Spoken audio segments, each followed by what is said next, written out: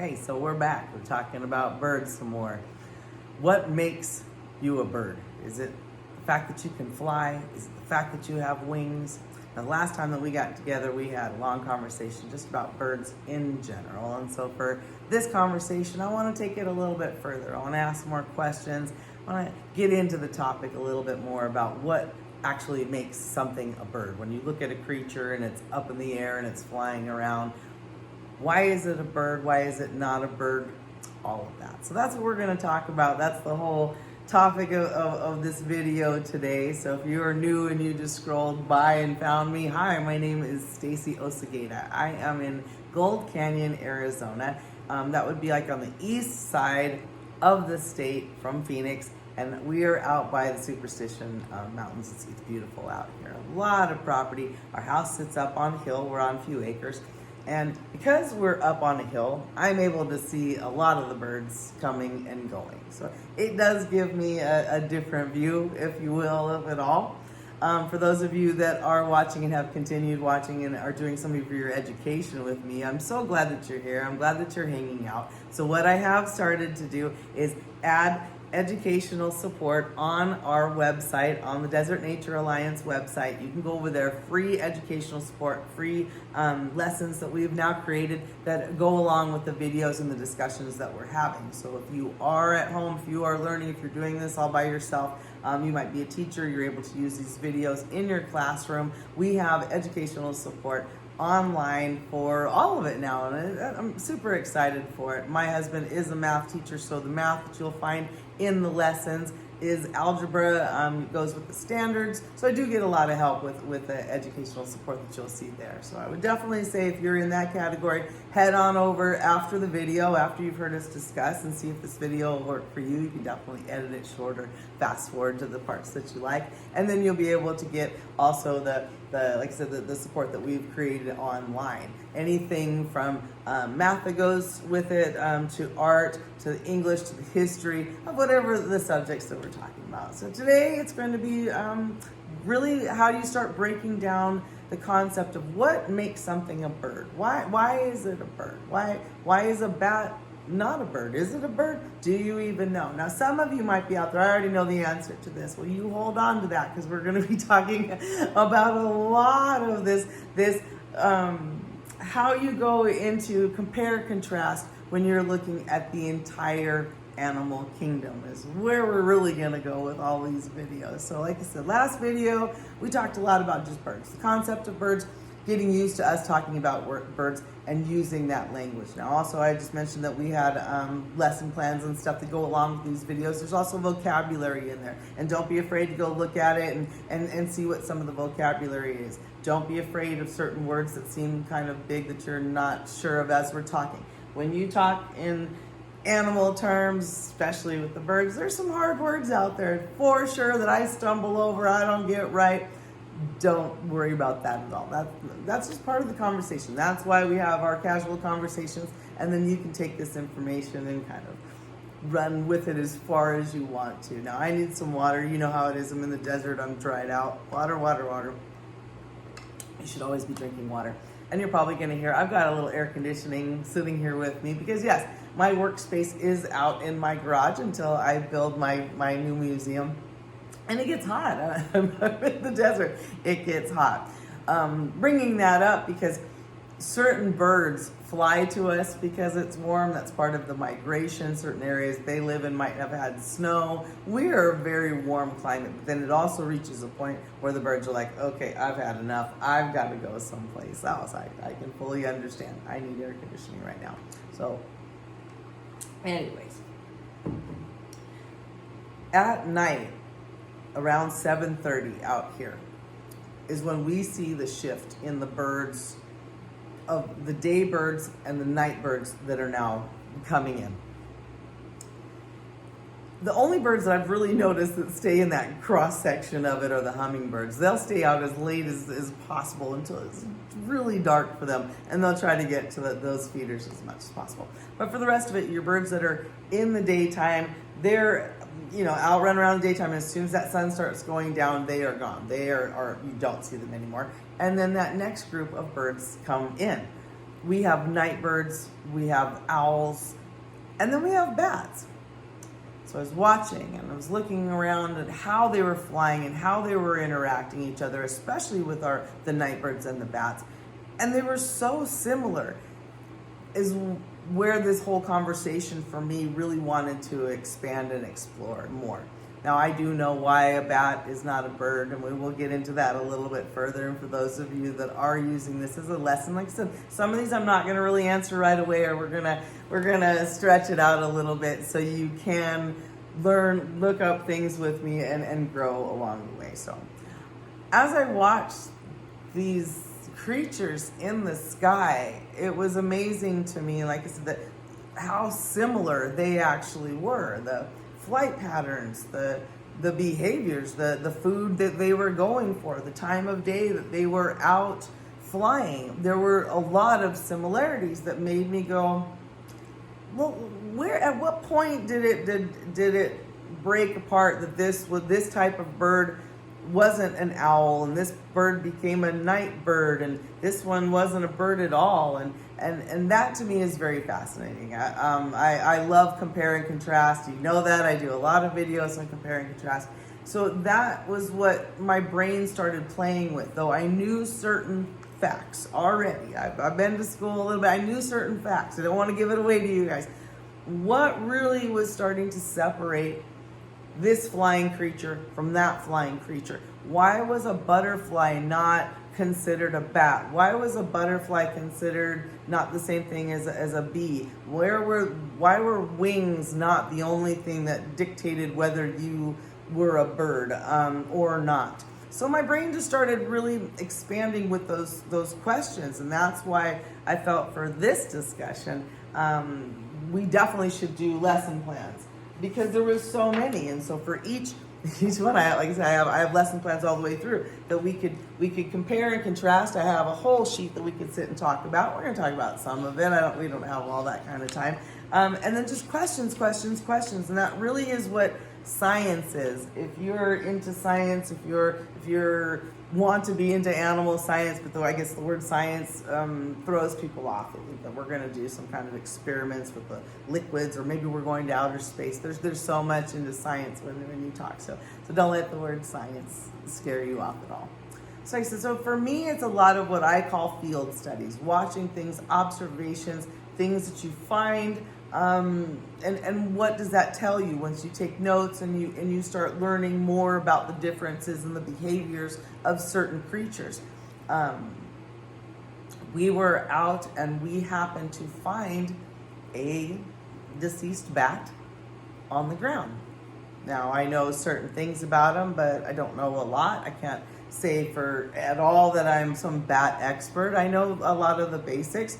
I knew for sure I needed to be careful on how we were going to handle it, and so we wrapped it up and we put it in the freezer.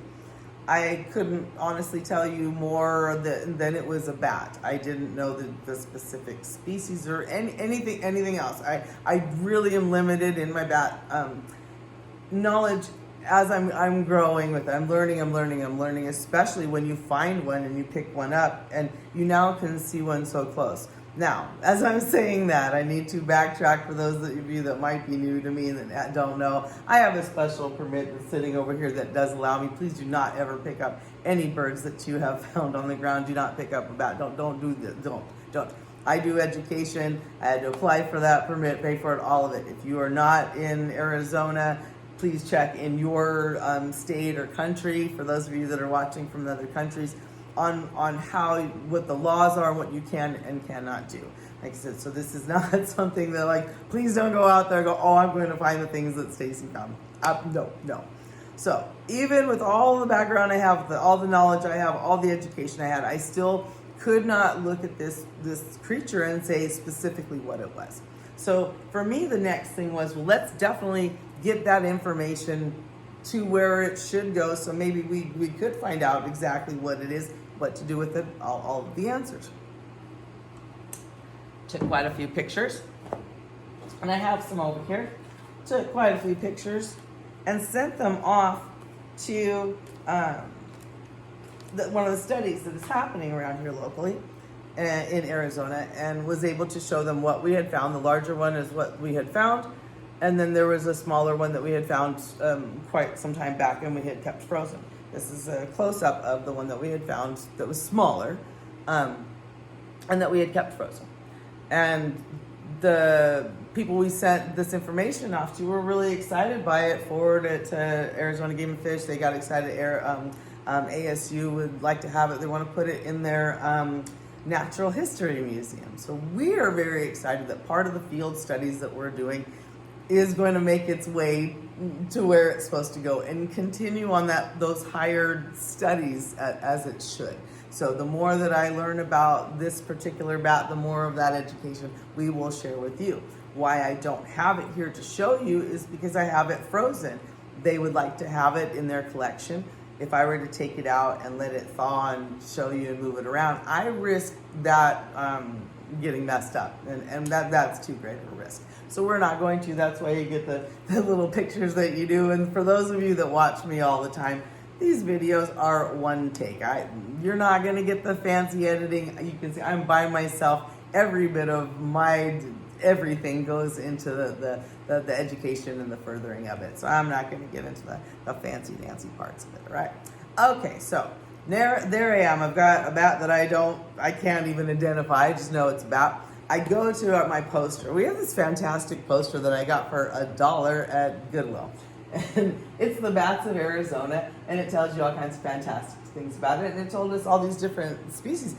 For those of you that don't know, bats make up a very large percentage of the group that they are in. Like I said, once again, I'm not going to give away some of the details until we get there. But I looked at the bat that I had and said, let me see if I can identify it with the poster that I own. Like I said, again, I am not a bat expert. I came at this particular animal the way I would anyone else. Okay, where can I learn the most from? What can I do safely? What am I doing? So came to the bat poster, and no, I didn't recognize it. I have no idea. I really didn't. So I said, okay, I guess that we're gonna wait. But in my bat poster, I started looking at the information. I'm like, some of this stuff is fascinating. Things that I didn't know. Of the 42 species of bats that come to Canada and the United States, I want to swear, is it 28? 28 of them come to Arizona. So no wonder I don't know which kind it is. It could be one of 28, or it could be something even more special. So I can't beat myself up on the fact that I didn't know all of the differences of them. That's part of the conversation of a very large and almost difficult conversation. You can see it in how I'm talking to you about this. When you start almost nitpicking the differences between animals, when you start classifying them, putting them in what species they are, and the whole breakdown of the kingdom. So it's a larger conversation of the things that you're looking for on specific creatures, what little details that you're looking for that are now going to say, this bird is this specific kind, this insect is flying and does this, this mammal happens to fly. Where does it all, how do you do that, right? For some of us, we were not taught that in school. None of this for me was actually taught in my school from kindergarten through high school. I think it's just a shame. But I am also 53 years old, and I went to school in the 80s. I graduated in 1986, and we didn't have the computer access. We did not have the information access that we have now, and it's fantastic. And so your education can continue on always, and that's really what I'm here to talk about as well, is that with all of the gadgets and the information and the computer and everything that we have out here, we can learn so much more. So you can't beat yourself up. If you might be a little bit older, you think, I'm too old to learn something. You're never too old to get back into some of these things. And like I said, fall down the rabbit hole. You grab your phone, you go to Google, and you start going back and forth, and you go, well, what does this creature have? What does that have? And there's tons and tons of questions and information and all of it out there on whatever subject you pick. But that's daunting. There's tons of animals, there's tons of birds, there's tons of all of it. So again, I went back to, okay, Why is a bat not considered a bird? Okay, so that seems basic. Let's go back and let's really kind of just break that down into a concept that is easier. Some of us are very familiar with it. Some of us already know the answers. And we're going to go through. I have a list here of some of the things back and forth that I thought were interesting, and it'll help you, like I said, further you down that rabbit hole. So let's get some water. So simply flying was a question. Does simply flying, is that what makes a bird a bird? So before we go into the comparing of it, we're going to talk a little bit about just a bird. Birds, aves, birds. I want you guys to look that up. Bird classifications. There's some words I'm going to throw at you. You know, species and classifications. You would like to look up some of that as you're watching this. If you're not familiar with it already, that is one of those things. You're going to take some notes. You're going to rewatch this video and say, okay, I need to understand a little bit more what she's talking about. How do they break this stuff down? What are they looking for for a bird? Feathers, right? So what are the things off the top of your head that you're thinking, okay, well, what makes something a bird? Is it only feathers? Does feathers mean that I am a bird? Does a beak mean that I am a bird? There's a lot of things. So that's where I want you guys to fill in the gaps a little bit before I give you those answers. What said I'm a bird? What said I'm not a bird? What behaviors were there or not there in a creature that was flying that appeared to me to be a bird? What about it now is saying, well, it's not. Now that's where I say, like, that's the word science that's going to come in at you a little bit, and don't let it scare you. That's when you have to dig a little bit further and go, I'm going to start looking at the anatomy, the body of it, the way this animal works and behaves, and sees and see what difference or compare, contrast, what I can come up with. Now, one of the obvious ones with birds lay eggs. Does a bat lay eggs? Are you aware that a bat lays eggs? Does a bat have feathers? Have you seen a bat close up enough to know? Is the only bat that you've ever been familiar with this Batman? Is where are you in the terms of bat and picturing it next to a bird? Right. So now, I think that's a fair question for those that maybe have never been up close, or like I said, are only familiar with this kind of bat. I love to challenge those of you that are a little bit out there in your education. Is it really possible to be a Batman or a hybrid of a Batman? Okay, put that in the comments somewhere in there. I know that there's folks out there that have webs between their fingers and their toes, so talk to me. Put that in the comments. That's part of the conversation. It's the questions of what differences are there or not. Now, in the sheet that I have here in my compare and contrast, and it's also in our lesson plan, you're really going to break it down. And for me, I put the heading of anatomy, but some of you guys will notice it's a little bit further than anatomy. But this is what this is going to look like to you if you print it out, if you go to the PDF, and it's going to give you all a basic back and forth that you can look either yourself, talk as a class, do a lecture. Some of it, like I said, I'm going to go over here, it's going to go back and forth on what this animal has compared to what this animal has or doesn't have. I also thought it was really fascinating to look up some of the myths that are surrounding bats and birds. Fascinating, weird ideas that people have and have had throughout history. And now with all of, like, so the advanced education and science that we have, we know differently and we know better. Are bats capable of turning into a vampire? Are there bats out there that will suck blood? Are there birds out there that behave that way? Are there birds that are as large as? So I guess it's a very interesting crossover of how people have either been afraid of birds, afraid of bats. They've had movies where birds attack you. There's an interesting crossover in the culture when you talk about certain animals at night. That why an owl is perceived as less scary or frightening than a bat is. Is it true that bats have rabies? Is that possible? That all bats have rabies? Not all bats eat insects, some eat fruit.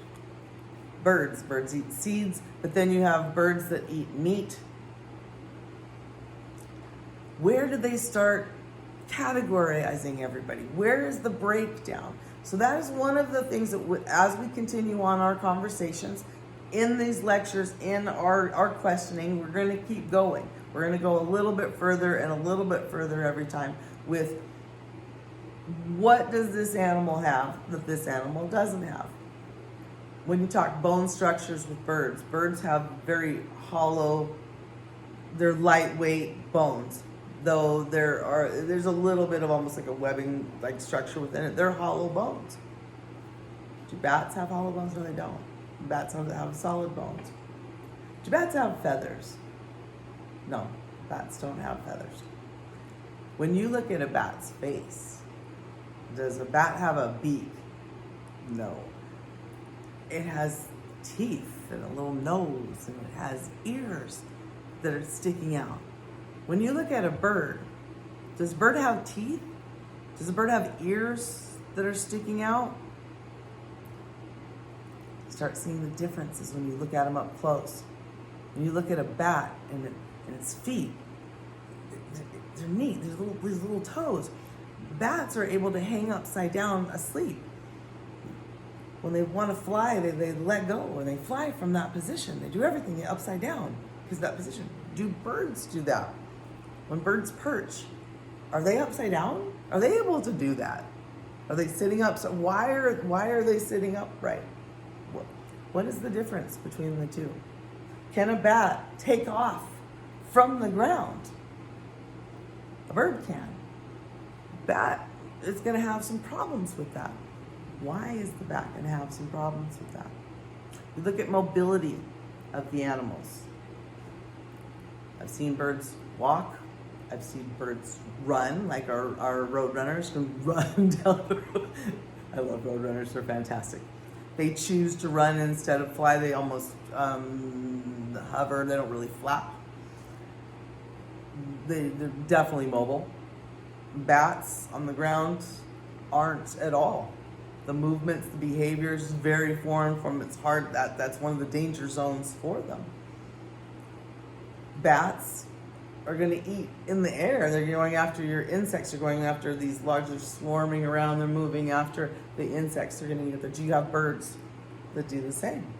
So these are questions that I'm putting out to you that I want you to start thinking about and being able to answer and put in the comments and be part of the conversation as we continue the education in a conversational setting. It doesn't always have to be a lecture at you where you have tons and tons of notes. Your learning can come through just a fun conversation about the things that you've noticed, the things that you've seen in your area. When you talk about a bird that could eat upside down, the first one comes to my mind would be a flamingo. Now, a flamingo is able to tilt its head upside down and filter feed. Is that the same as a bat feeding upside down? No. It's where it's standing, the differences of it. But there is that adaptation on those birds. I said again, do all birds fly? No. One of the fun ones that comes to my mind, especially when you're talking about Batman, is penguins. Penguins don't fly. You don't see flocks of penguins in the sky. When I was younger, and we got into the pool, we used to play a game that was called Marco Polo. And you closed your eyes, and whoever the person was that was going to be however you say that, was going to yell Marco, and everyone around you was to yell Polo, and your job was to go to try to find them in the water without being able to see them.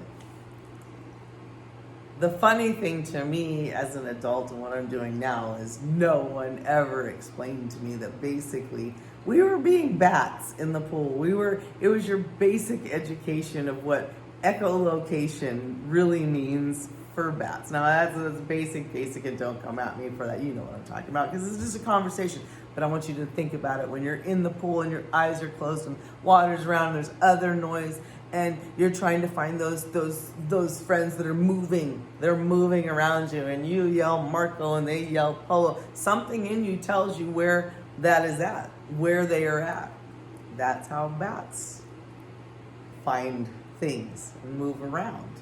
Something called echolocation you need to look up. And like, so that's a really loose understanding, but I want you to kind of visualize it. You can kind of visualize bats out there, but they're just throwing out these sound waves that we probably cannot hear, and are able to bounce those off of other things and understand and locate where something is at. Do birds do that?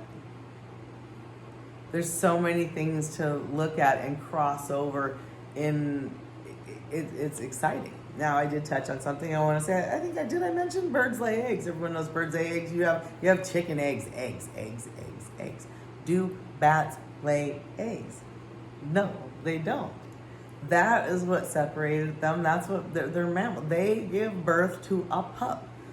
Bats don't have a litters. There's probably no room for that. I don't know. Like, so that's when you start getting into your advanced sciences. Don't come at me for all that. No, they have a pup, and I want to say it's probably once a year. Look it up. Birds, by and large, are going to have lots of eggs in a nest. Again, you're going to look that up. Depending on your bird, depending on your size, there's all of those differences. It's just a fascinating, large topic that I've already gone well over time for our videos for a class size. And we'll continue on for the next video. I'll watch this. I'll see what we missed, see what we didn't cover, and we will keep up the bird conversation. I hope this sparks you somewhere. Don't give up. I don't want you to feel like any of this is too hard. For those of you that this English is your second language, I couldn't be more proud of you for the effort of trying to learn the differences of how you would say something from your language into English. So super, super proud of you. I'm still working on the Spanish end of it myself. Continue on as much as you can. Keep growing, keep questioning, keep looking around.